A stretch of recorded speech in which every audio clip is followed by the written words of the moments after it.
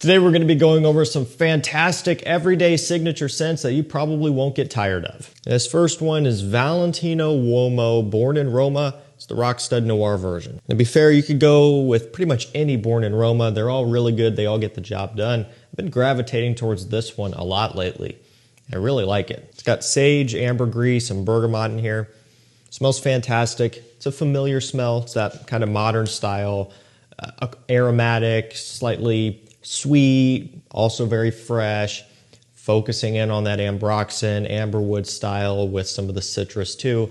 Again, you've smelled it before. Think of like a YSL style of scent, Ralph's Club, all of them. You know, they all have that similar kind of blueprint. Just because it has that similar thing going on doesn't mean that it's a clone of any of those. It still kind of has its own unique blend as well. I just think that this works really well for pretty much any time of year. Spring, summer, fall, winter, it's just going to work. It's kind of a no-brainer type of choice. You don't really need to put a lot of thought into it. You pick it up, you spray it on, and you're good to go. Great compliment puller as well for people who are really interested in that. You know, it's just the type of thing that pretty much smells good to everybody. It smells great in the dry down. Smells really nice in the opening too. It's a pretty good head turner. It just has this kind of eye-catching, or I guess more so, you know, attention-grabbing aspect to it that just makes people kind of stop and go, hey, what is that? You know, that smells good. And this next one is Dumont Nitro Red. Got watermelon, apple, and some sandalwood in here. It's kind of like a watermelon Invictus Aqua / Rasasi Howess a little bit. You know, Howess uses the plum, giving it that fruitiness and kind of a sweetness. This uses watermelon instead, which is a really nice change. This smells great. This was really popular, especially last year. Got majorly hyped up. And I was a little bit late to the party on it, but I finally got it.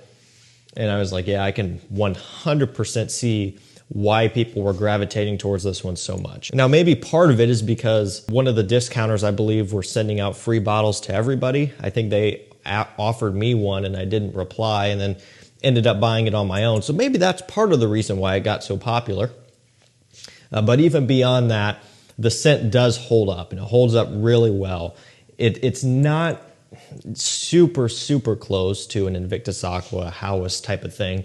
There are some key differences, mostly being that it doesn't have the same type of aquatic wateriness that Invictus Aqua has, and even that Howess has. I find it to be sweeter, more woodsy focused, but with a little bit of that Invictus Aqua Howess thought in mind. You know, they've kind of are touching on that a little bit, but then going off and kind of doing their own thing with it too. Ultimately, again, it's the type of scent DNA that just simply works. It's something that smells good, big people pleaser. It's easy to gravitate towards. It's one of those scents, at least for me, where I wear it one day and I really enjoy it, and then the next day comes around and I'm reaching for it again and I'm wearing it again. I kind of get hooked on it, you know, and that doesn't happen with everything, but there are certain scents out there that I really get kind of obsessed with, and it's like, okay, I need to break away and wear something different, because why wear the same thing every day? But it's something that's easy with this. You know, it's pretty cheap, anywhere from,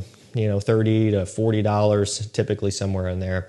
And for what it's worth, presentation is pretty nice. You've got a metal cap, not magnetic, but it is metal, pretty heavy. This fake kind of leather wrap with some stitching going on. And then you got your little tag here. Nice details, you know, really nice, well thought out looking design. The red looks cool.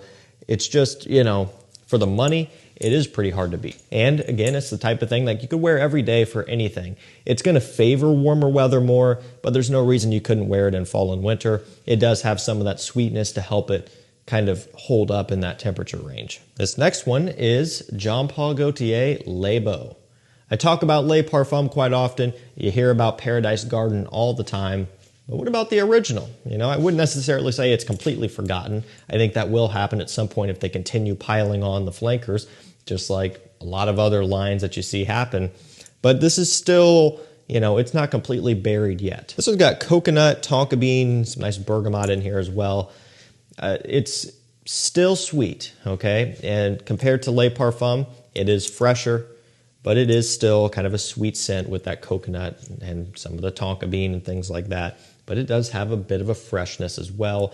Ultimately, I find it to be very tropical smelling. It's a great vacation scent, so favoring warmer weather a bit more, but you could also wear it any time of the year if you want. And actually, some of that sweetness that this one does have could help it to work better when it's a bit cooler outside, if that's kind of what you're going after. But I think it would be a great everyday signature scent, especially during the warmer times of the year. And why go for this over Le Parfum? You know, a lot of people would say, well, I'll just get the Le Parfum. It's a little bit more money, but it's better performing, and it's just, you know, it's a Le Parfum flanker.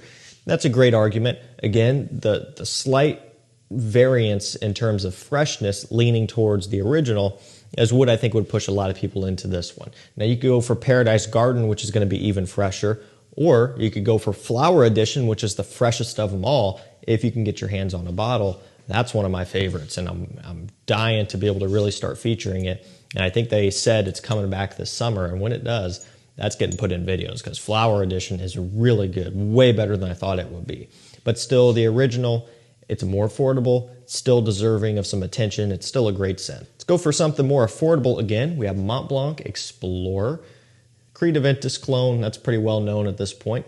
It's usually around $40 on discounters. Not bad at all to smell like something that smells, or that costs, you know, at a very minimum $200 discounter wise, and then up to almost $500 retail. And as I've mentioned many, many times, there are so many other Creed Aventus clones you could go for as well. So if you already have Club de Nuit Intense Man, you're good. You probably don't really need to buy this, but it's going to be one of the more kind of easier to get into clones, because it's from a big designer brand, and more people are going to understand Montblanc versus Armaf or Al Haramain or something like that, which just confuses people who are just getting into this. You know, they see the presentation style and everything about them, and it's just kind of like, what, you know? But Montblanc Explorer, it's easy to understand, and you can smell it in store if you wanted to. Wouldn't really recommend buying it in store because you're paying double, but you know, you could. And Creed Aventus, it doesn't need to be explained, so I'm not going to, but it is an everyday wear, great compliment puller,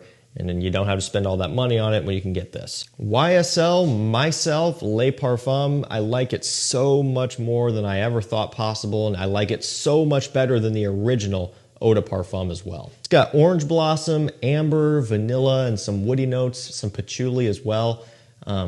Similar in nature to the Eau de Parfum, but just a bit heavier, a bit stronger, a bit more polished, more refined, a bit sweeter from more of a prominent vanilla here.